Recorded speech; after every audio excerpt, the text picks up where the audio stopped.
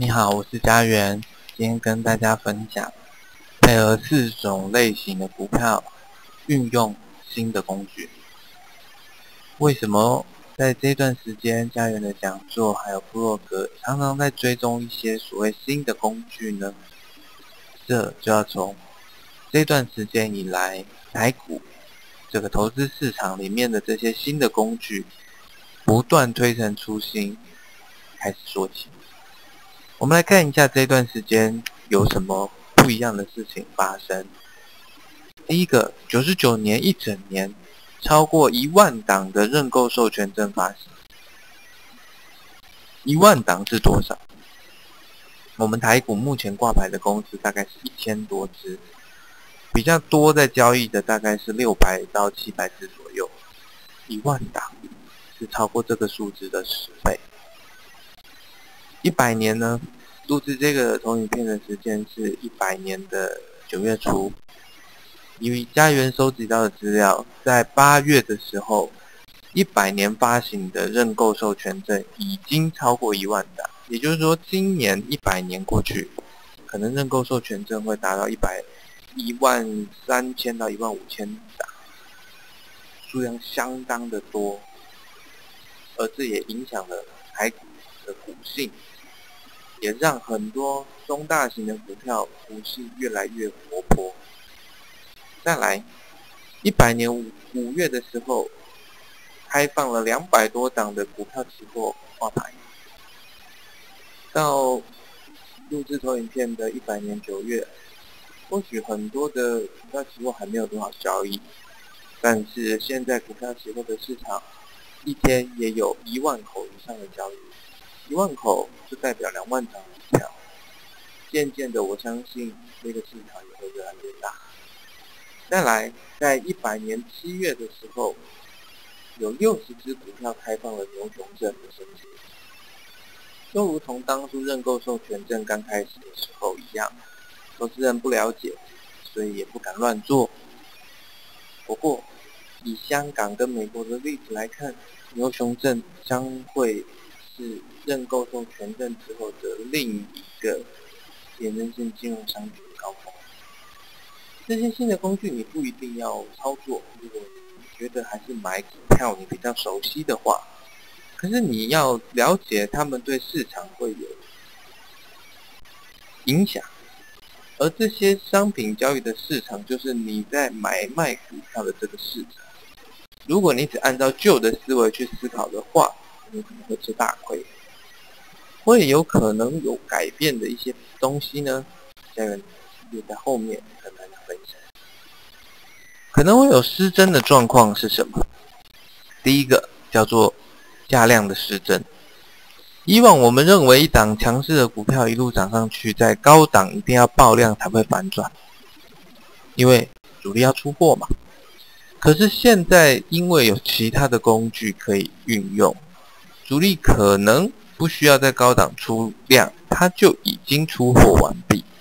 举个例来说，他如果拉抬一档股票一路买，股价一路拉抬，涨了1倍，他手上有1万张股票，以前他必须把这1万张股票想尽办法在高档出掉，这样他还是赚钱。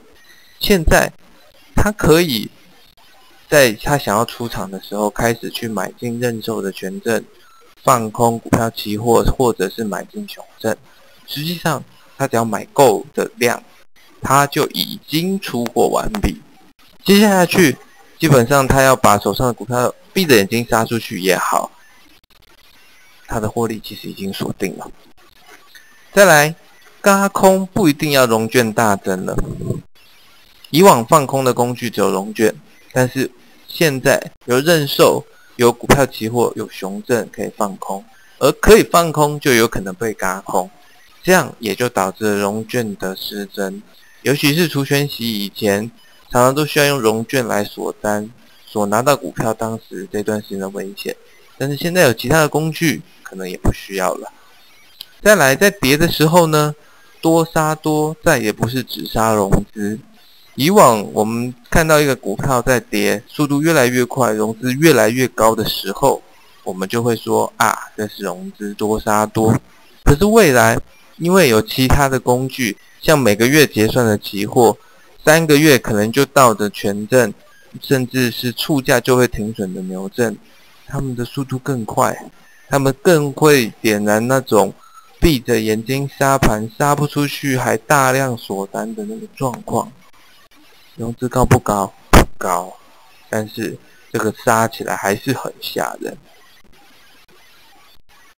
嘉云在这里整理了现在在市场上这些工具的比较，其中杠杆的部分我们可以看到，现股如果我们把它当作1，那融资这里讲的是融资的信用交易大概是2到 2.5， 股票期货呢杠杆大概是7，权证大概是20到50倍，牛熊证大概依照目前有发行的来看大概是3到10倍。好，懂杠杆的话呢，你才知道说你到底冒了多少的风险。再来，能不能当冲？我们可以看到信用交易跟股票期货是可以，其他不行。那再来是时间的影响，现股原则上没有什么影响，信用交易有利息的影响。那一样的东西在权证跟牛熊证上，它都有一个时间的流逝影响。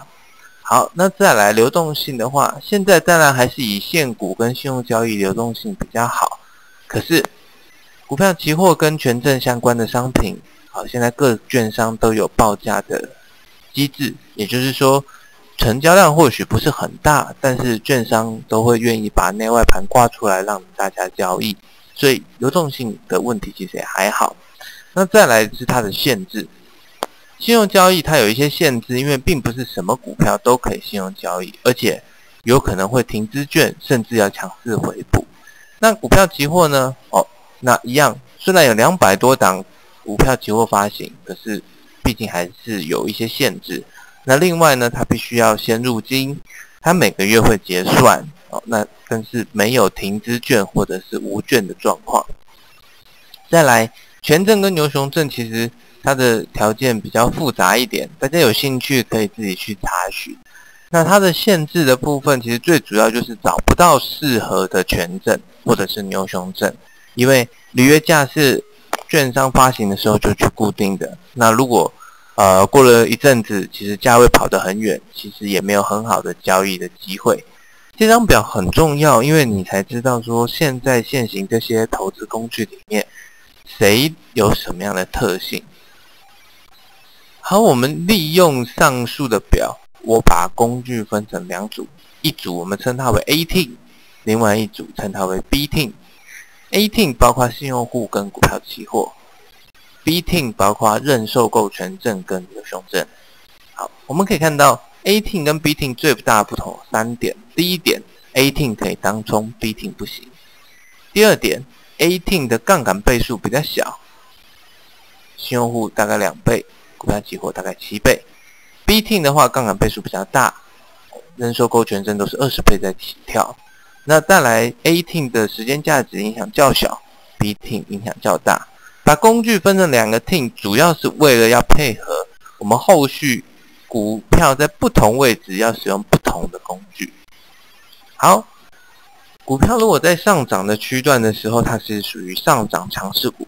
那这个时候呢，建议你在突破创新高的时候，使用 A team 先介入。为什么呢？因为这个 A team 很有可能要抱比较久。